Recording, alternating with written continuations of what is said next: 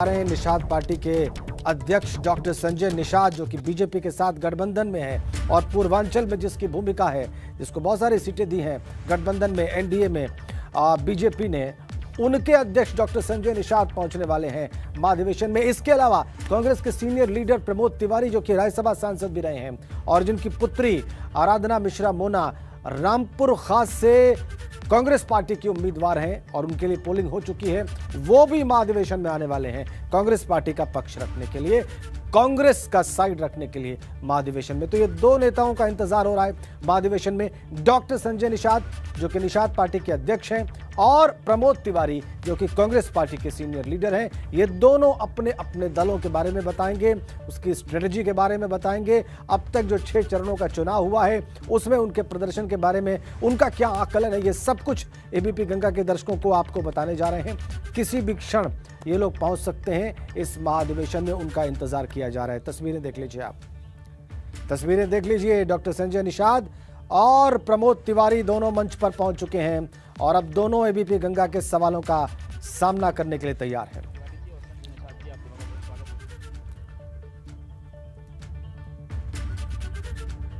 प्रमोद तिवारी और डॉक्टर संजय निषाद दोनों मंच पर। इस तरीके की लड़ाई आपकी रही क्योंकि कांग्रेस ने बड़ी दमदारी के साथ चुनाव लड़ा है, आपका आकलन क्या है? क्योंकि सपा की बात करें, भाजपा की बात करें, दोनों बता रहे हैं कि बहुमत पार कर चुके हैं, अब बस लीड लेने की बारी है। देखिए, जहां तक मेरी जानकारी है, क्योंकि मैं 9 बार सदस्य रहा हूं इस विधानसभा का, 403 की संख्या है और सपा और भाजपा की जोड़ ली जाए तो 700-800 विधानसभा के सदस्य होने चाहिए। तो ठीक है, चुनाव के पहले बढ़ा चढ़ा के बोला जाता है। मेरा अपना आकलन है, क्योंकि मैं स्टार कैंपेनर हूं, पश्चिम से लेके पूरब तक लगभग हर जगह गया हूं। मेरा अपना कहना है कि सत्ता विरोधी लहर है। 4-5 मुद्दे हैं, छोटा जानवर, महंगाई, इन सब कारणों से मुझे तो लगता है कि जनता ने मन बना लिया है कि भाजपा को हमें सत्ता से बाहर करना है। अब उसमें ना वो उम्मीदवार देख रही है, ना उसमें जो उसको हरा रहा है उसके साथ जा रही है। मेरा अपना जातीय अनुभव है, आप लोगों का आकलन कुछ और हो सकता है। अब जैसे मैं एक मुद्दा बताऊं आपको, 3-4 दिन से जब से ये खबर आई है कि यूक्रेन में हमारे 3000 बच्चे, वो कौन बच्चे हैं? संजय जी के यहाँ के, मेरे यहाँ के, जो गरीब तबका है, मिडिल क्लास है, उनको बंधक बना लिया गया। और ये बयान किसका है? सोवियत रूस के राष्ट्रपति पुतिन साहब का। मतलब कोई किसी मंत्रालय के या किसी प्रवक्ता का बयान नहीं। तो ये सारी चीजें कुल मिला के हालात ये बन रहे हैं कि मुझे जो अब तक का अनुभव है चुनाव का, मैं कह सकता हूं कि जनता का मन बन गया है, वो भारतीय जनता पार्टी के खिलाफ मतदान कर रही है। बिल्कुल, सत्ता विरोधी लहर चल रही है, ऐसी बात प्रमोद जी कह रहे हैं। संजय जी, अब ये तो अच्छी खबर नहीं है आपके लिए, अगर सत्ता विरोधी लहर चलेगी तो कैसे सरकार बनाइएगा? पहले तो मैं आपके इस चैनल को इस अंतिम चरण के चुनाव में मैं बधाई दूंगा कि जो 6 चरण के चुनाव हुए हैं उसमें जनता ने ऐतिहासिक मत भी दिया है और ऐतिहासिक समर्थन भी दिया है। क्योंकि हम लोग जमीन वाले नेता हैं, गांव में सोते हैं, गांव में हम लोग खाते हैं, गांव में पले बड़े हैं और हमारे ढेर सारे कार्यकर्ता गांव में रहते हैं। मेरी पार्टी का नाम ही है निर्बल इंडियन शोषित हमाराम दल, जो निर्बलों की पार्टी है। और निर्बल किया किसने? कि आखिर सबल थे, सोने की चिड़िया थी भारत, तो आखिर सोने की चिड़िया से निर्बल कैसे हो गए? यहाँ किसने किया? जो इतिहास मिलता है कि मुगलों ने, अंग्रेजों ने एक ऐसी गलत नीतियां बनाई जिसकी वजह से निर्बल होते गए। जब आज के दिन में जब अंग्रेज भाग के गए तो $1 1 रुपए के बराबर था, लेकिन 70 साल में क्या हो गया कि एक $1 का 76 रुपया हो गया। मतलब कितनी गरीबी बढ़ गई, कितनी निर्बल हो गए। आज के दिन में ये जो वोट है, इस बार का जो चुनाव है, पहले के जो चुनाव होते थे कि कांग्रेस को हटाओ, सपा को लाओ, सपा को हटाओ, बसपा को लाओ, इन्हें हटाओ, इन्हें लाओ, इन्हें हटाओ लाओ। लेकिन इस बार का चुनाव है कि गांव में कि इन्हें मत आने दो, गांव में मत आने दो, सत्ता में मत आने दो। क्यों? क्योंकि इस बार का चुनाव है। जब मैं माननीय मोदी जी से मिला था तो उन्होंने भाई क्या चाहिए, तो उन्होंने कहा भाई, मैंने कहा उनसे कि निषाद जी क्या खबर है, क्या आप किस मुद्दे के लिए, हल के लिए आए हो? तो मैंने कहा भाई मेरी पार्टी का नाम निर्बल इंडियन शोषित, हमारा निर्बल है। और निर्बल इसलिए है कि उनके पास पेट में अनाज नहीं है। जब शरीर में अनाज नहीं, स्वस्थ शरीर में स्वस्थ मस्तिष्क का विकास होता है, और स्वस्थ मस्तिष्क होता है तो उसका जो विचार होते हैं और निर्णय अच्छे होते हैं। जब शरीर में ही अनाज नहीं, कैलोरी नहीं है, कहने क्या चाहते हम तो, उन्होंने कहा मैं तो सोचता था तुम निषादों के नेता हो, मछुआरों के, लेकिन पार्टी का नाम तो निर्बल है। सही बात हमने कहा। देखिए, गलत नीतियों के कारण सपा बसपा के सहयोग से कांग्रेस की सरकार 70 साल से चल रही है। इनकी जो गलत नीतियों की वजह से इस देश का अनाज गोदामों में सड़ रहा है और गांव की जनता और गरीब भूखों मर रहा है। उसे ऐसी नीति बनाया जाए कि जो उसको शरीर में भोजन हो जाए, जो स्वस्थ उसका शरीर हो जाए। तो स्वस्थ मस्तिष्क में, चूंकि पेशे से मैं डॉक्टर हूं, अगर स्वस्थ शरीर हो जाएगा तो विचार उसके सही आएंगे, सोच विचार होंगे और सही सोच विचार के वोट डालेगा। तो इस बार जनता का जो स्वास्थ्य है वो ये कहती साहब कांग्रेस को नहीं आने देना है, ये सपा को नहीं आने देना, बसपा को नहीं आने देना है, ये न आने देना है, इसलिए मोदी को लाना है, फिर से लाना है, कमल बटन दबाना है। और जहां निषाद पार्टी लड़ रही है वहां भोजन भरी थाली दबाना है, क्योंकि थाली और जेब दोनों खाली था। और जो है आज के दिन में उसमें सारा कुछ अनाज आ गया। हम कहते यही अनाज तो पहले भी था। गोदाम में कितने बार आप लोगों ने आवाज उठाई है, टीवी चैनलों में सड़ रहे थे और उस सड़ने के बाद टीवी चैनल दिखा रहे थे दुनिया में क्या चल रहा था। कम से कम वो अनाज नीति बनाया और जनता तक पहुंचा। जनता आज के दिन में अनाज पर सर बड़ी राजनीति होती है। और अगर हम 2012 के दौर को याद करें तो उस वक्त एक मामला सुप्रीम कोर्ट में भी गया था, तब आपकी सरकार हुआ करती थी।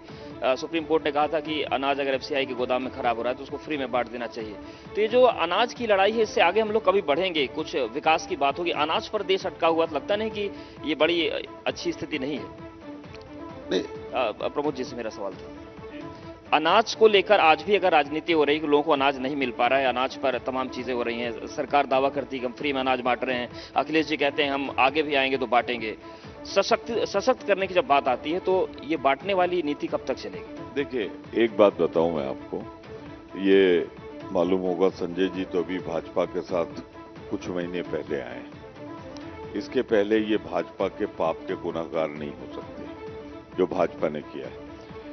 ऑर्डर देख लें, जो जियो है उसके मुताबिक 31 मार्च 2022 तक है ये अनाज का बंटवारा।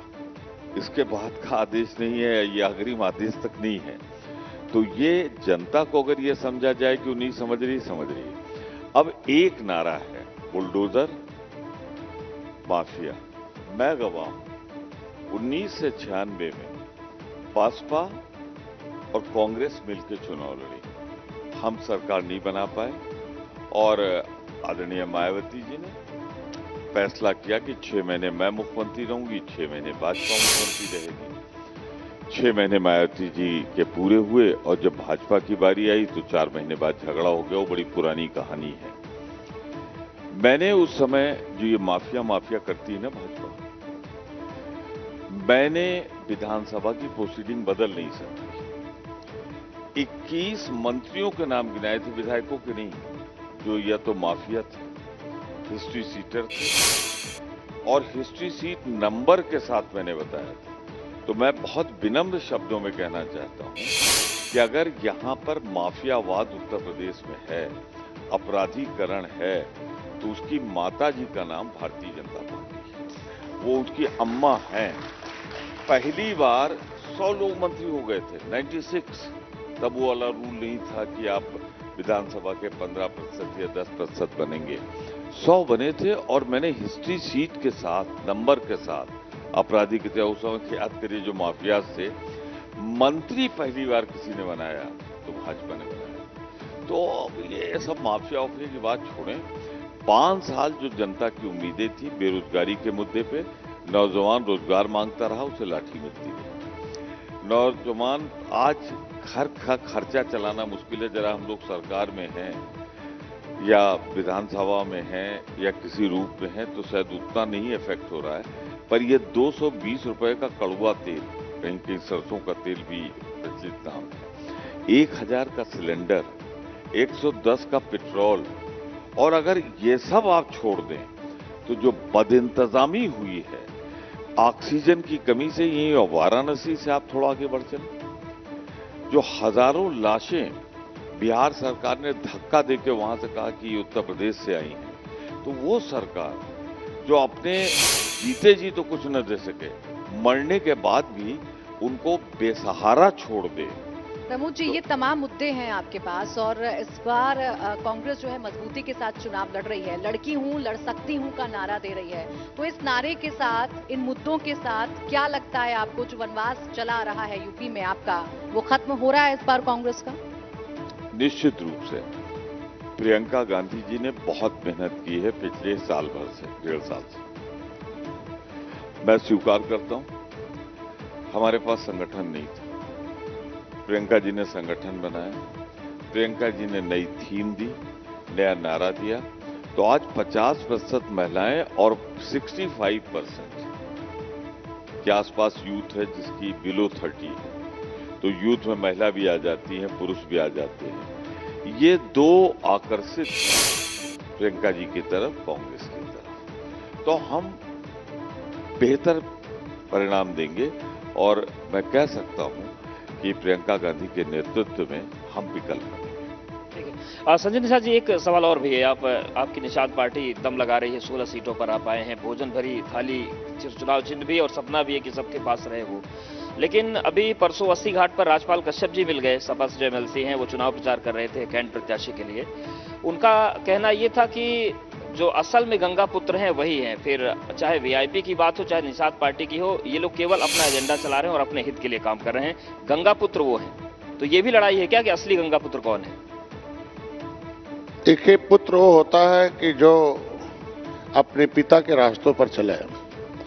निषाद राज का किला है इलाहाबाद में, और भारतीय जनता पार्टी से मैंने कहा कि माननीय प्रधानमंत्री इंदिरा गांधी ने उसे खुदाई कराई 37 वर्ष पहले, लेकिन उस खजाने का पता नहीं चला कहां चला गया। हम लोग तलाशते हैं कि वो रखा कहां गया। निषाद राज के वो स्मृति खोजा जाना चाहिए, उसे पर्यटक स्थल घोषित करिए, हमें सत्ता में लाइए। मैं निषाद राज और राम की उस परंपरा को जो गले मिले थे और श्रीलंका पर विजय प्राप्त किया था और रावण का वध किया था, वो सारा कुछ उस किले में दफन था, उसे कांग्रेस ने गायब किया। उस गंगा पुत्र निषाद राज का असली पुत्र होने का गर्व डॉक्टर संजय को पॉलिटिकल गॉडफादर ऑफ फिशरमैन की उपाधि मिली। तो मैं वहां निषाद राज के किले पर जाके मेला लगाता हूं, उसे पर्यटक स्थल घोषित करवाया हूं। आज के दिन में वो निषाद राज की सेना मोदी जी के साथ मिलकर आप देखे होंगे कि 2014 से सबको सत्ता से दूर किया जा रहा है। रावण रूपी सरकारें हैं जो गलत कानून बनाकर जनता के पैसे को ठग रहे थे। वो जो स्मृतियां हैं वो किस मैं बता रहा हूं उसी को। क्या राजपाल कश्यप कभी गए, या वो कश्यप लिखने वाले बेचारे असली में वो धीवर हैं? असली में कहाँ हैं? अपनी पुरानी ही जात को छुपाते हैं टाइटल से, और यहाँ आकर जो है नाटक रचाते हैं। कभी निषाद राज के किले पर गए क्या? कभी अखिलेश जी हमारे वोट से चलते थे, कभी निषाद राज के नाम लिए, कभी वहाँ गए एक कदम रखा, कभी निषादों के लिए कोई कानून बनाया? हमारे ऊपर क्रिमिनल कास्ट घोषित किया था अंग्रेजों ने कि ये अपराधी जनजाति हैं, अपराधी हैं, ये जन्मजात अपराधी हैं, हमारी माताओं के लिए जेल बनाया था। तो क्या criminal tribes act inquiry committee था समय 1949-50। मैं कई बार उनसे कहता रहा कि ये 578 जातियां हैं जो जिनके ऊपर अंग्रेजों ने कानून बना के उजाड़ा है, इन्हें बसाने के लिए व्यवस्था दी गई है, उनके आयोग का रिपोर्ट लागू करिए। हमारे आरक्षण के मुद्दे को उलट दिया। तो मैं कह रहा हूँ राजपाल कश्यप जी को गंगा पुत्र कहने में उन्हें अपने गिरबान में जाकर और कहने का कोई हक नहीं है। कहने का हक डॉक्टर संजय का है कि समाजवादी पार्टी, जब हम लोग 7 जून 2015 को गोरखपुर में रेल ट्रैक आंदोलन था, राजस्थान में गुर्जर 1 महीने से बैठे थे, पटरी उखाड़ दिया, एक डंडे भी नहीं चले, भारतीय जनता पार्टी की सरकार थी वहां। हम 1 घंटे रेल पटरी बैठे, गोली चलवा दिया, मेरे भाई अखिलेश निषाद को मरवा दिया। हमें उल्टे फर्जी 302 मुकदमा, हमारे ऊपर पुलिस ने गोली मारी। 50,000 लोग थे, उल्टे 302 मुलजिम बनाए, 7 महीने हमें जंगलों में छुपना पड़ा। क्या यही गंगा पुत्र रहने का? और आप बहुत नजदीकी हैं अखिलेश के वो, तो कभी निषादों के ऊपर मरहम लगाया? कभी निषाद नहीं, पूरी बात हो जाने दीजिए। कभी निषादों की माँ बहन बेटी की इज्जत लूटी जाती है, नेहा कांड हो चाहे कोई कांड हो, क्या वो आए गंगा पुत्र होने का नजर आए? क्या कभी मोदी जी के पास चिट्ठी लिखवाया? कभी मुख्यमंत्री लिखवाए कि गंगा पुत्रों की नाय की क्या हालत है, जो चला रहे हैं उनकी क्या हालत है, उनके लिए कभी उन्होंने बोला?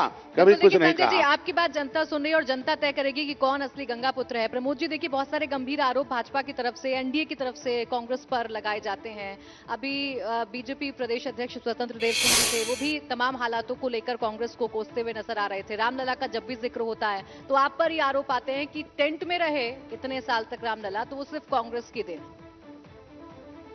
देखिए, अगर आप जिक्र कर रहे हैं भारतीय जनता पार्टी के अध्यक्ष जी, तो ये तो वही है ना जिन्होंने कहा था महंगाई का कोई असर उत्तर प्रदेश में नहीं। तो वास्तविकता से कितने दूर हैं इसका अंदाजा आप इसी से लगा लीजिए। क्या महंगाई है या नहीं है?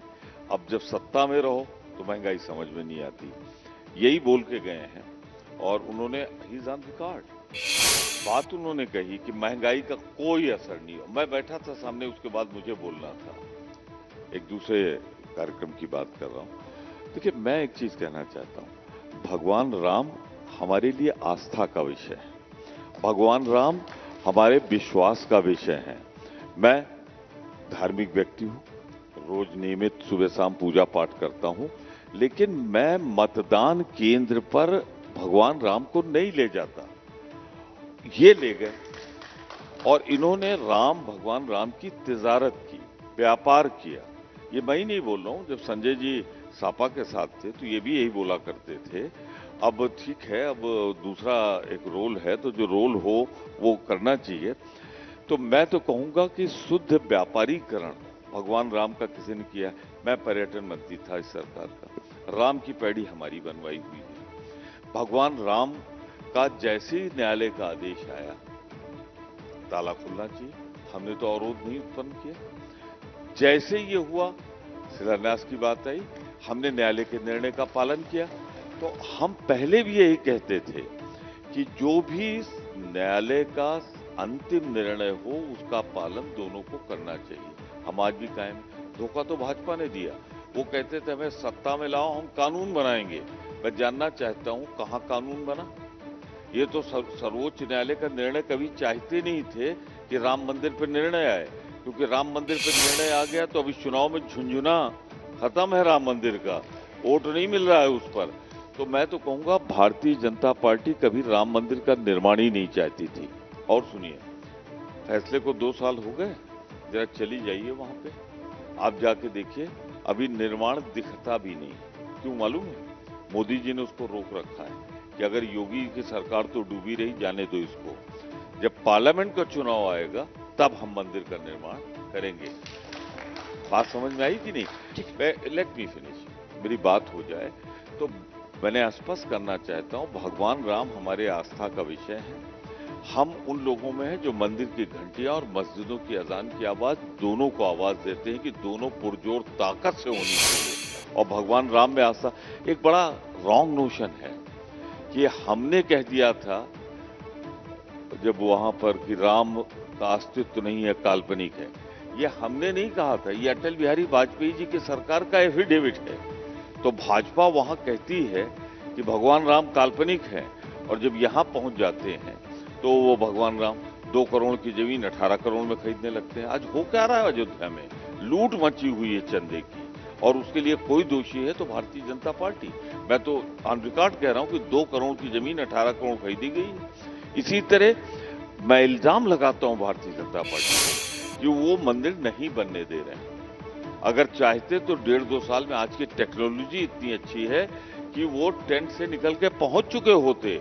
अगर आज वो राम मंदिर छत के नीचे नहीं है तो उसके लिए दोषी हैं उत्तर प्रदेश के मुख्यमंत्री श्री योगी और भारत के प्रधानमंत्री श्री नरेंद्र मोदी। बिल्कुल, और ये बहुत बड़ी बात आप कह रहे हैं कि बीजेपी राम मंदिर नहीं बनने दे रही। संजय जी, ये जवाब आपको देना हो, क्योंकि भाजपा के गठबंधन में है। तो इनसे बेचारे से क्यों ले रहे हैं? इनसे क्यों ले रहे हैं? आप लोग रोक रहे हैं? नहीं, गलत बात। इनके साथ जाती है, मैं इनके साथ हूँ। अभी गोरखपुर का जब चुनाव लड़ रहे थे सापा के साथ, तो मैं भी गया था प्रचार में। उस समय इनका स्टैंड ये था कि ये भाजपा वाले बड़े सांप्रदायिक हैं, भगवान राम को बेच रहे हैं।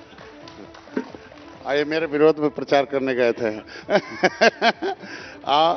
राम और निषाद राज त्रेता में जब गले मिले थे तो धरती पर शांति आई थी, और राम और निषाद राज एक ऐसा गुरुकुल था जिसमें से 2 कुल पढ़ते थे, रघुकुल और निषाद राज के कुल। बिना निषाद राज के राम की कल्पना नहीं की जा सकती।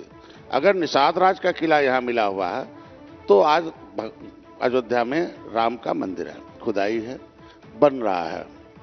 अब जो बनने नहीं दे रहे नहीं कर रहे, जो रोकने वाले थे, जो लोग कहते थे कि नहीं बनना चाहिए, ये मुसलमान के साथ थे। जैसे आप हो रहा ना उत्तर प्रदेश में कि ऊपर अल्लाह नीचे मल्ला, उसका सल्ला, कि आज जालीदार टोपी वाला भी कह रहा है कि भाई मेरी जेब खाली थी और मेरा पेट खाली था, मोदी जी थाली में अनाज दे रहे हैं और हमारे खाते में पैसा दे रहे हैं, मेरे बेटे का इलाज कर रहे हैं। और जाली कौन है?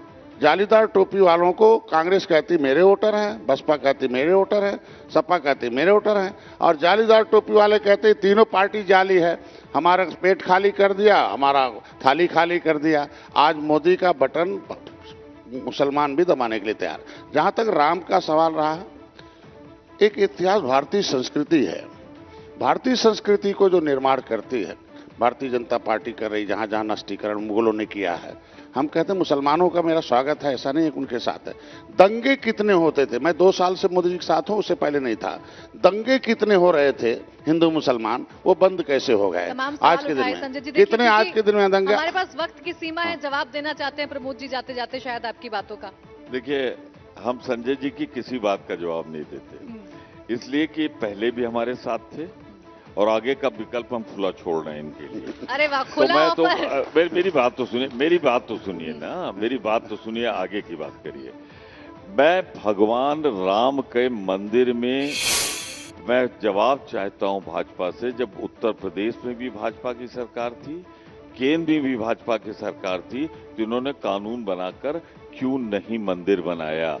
मैं आपसे स्पष्ट करना चाहता हूं, कांग्रेस का स्टैंड उस दिन भी था कि जो सर्वोच्च न्यायालय का फैसला हो या बातचीत से हल हो जाए, वो फैसला दोनों पक्ष माने। बातचीत से नहीं थे हुआ, सर्वोच्च न्यायालय से हुआ, वहां भव्य राम मंदिर का निर्माण हो, हम इसके पक्ष में हैं। सर, एक सवाल छोटा सा और है मेरा कि जब हम प्रयागराज, प्रतापगढ़ और इन सब इलाकों में घूमे जमीनी चीजों को जानने के लिए, कुछ लोगों ने बड़ी दिलचस्प बात कही और उसका जवाब केवल आप ही दे सकते हैं। बहुत सारे लोगों ने कहा कि प्रमोद तिवारी जी का जो कद है सियासत में वो बहुत बड़ा है, उस लेवल के नेता बहुत कम है, बस पार्टी गलत है, वरना वो मुख्यमंत्री बहुत पहले बन गए होते। ऐसा मानते हैं क्या? देखिए, मैं आपकी बात पे इतना खुश हो रहा हूं कि अलग मिलेंगे तो कॉफी पिलाऊंगा, लेकिन मैं एक चीज कहना चाहता हूं, आज पार्टी हमारी पावर में नहीं, वो सबसे बड़ी बॉडी जो है कांग्रेस वर्किंग कमेटी, उसका मुझे सदस्य बनाया। उत्तर प्रदेश का रिकॉर्ड है, 22 साल मुझे कांग्रेस विधानमंडल दल का नेता रखा, 9 बार विधानसभा का सदस्य बनाया और राज्यसभा भेजा। तो मैं दावे के साथ कह सकता हूं, जितना मेरी पार्टी ने मुझे दिया है मैं संतुष्ट हूं, और खास तौर से प्रियंका गांधी के नेतृत्व में अपने जीवन की आखिरी सांस तक कांग्रेस की वापसी और उत्तर प्रदेश के समृद्धि के लिए मैं संघर्ष करूंगा, ये मैं विश्वासपूर्वक करूंगा। बिल्कुल, देखिए तमाम बातें। संजय जी, आप शायद कुछ कहना चाह रहे हैं जाते जाते, फिर इस सेशन को हम खत्म कर रहे हैं।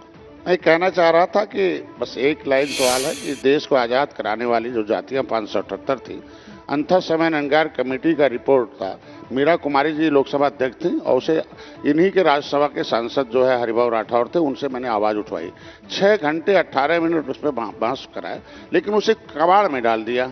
तो मैं चाहूंगा कि इनकी जहां जहां सरकारें हैं, कम से कम कांग्रेस की, इन जातियों के साथ अन्याय न हो कि जो इस देश को आजाद कराए हैं। और अंतर समय अंगार कमेटी देश को आजाद कराए, संविधान बना, तो देश में शायद सभी पार्टियां काम कर रही हैं। तो इन पार्टियों को चाहिए कि उस अंगार कमेटी की रिपोर्ट को लागू कराएं जो 1949-50 है, और सभी जातियां जो इस देश के हकदार हैं, जिनको कानून बना के उजाड़ा गया है, उन्हें कानून बनाकर बसाने में इनका सहयोग चाहिए। मैं तो इनसे यही कहूंगा कि राम और निषाद राज गले शांति आई तो कांग्रेस और भाजपा दोनों गले मिल जाए, उत्तर देश में शांति आ जाए, आराम से देश चलेगा, लड़ने की कोई जरूरत नहीं पड़ेगा। 1 मिनट सिर्फ कह दूं, मैं संजय जी की हर बात का समर्थन करता हूं।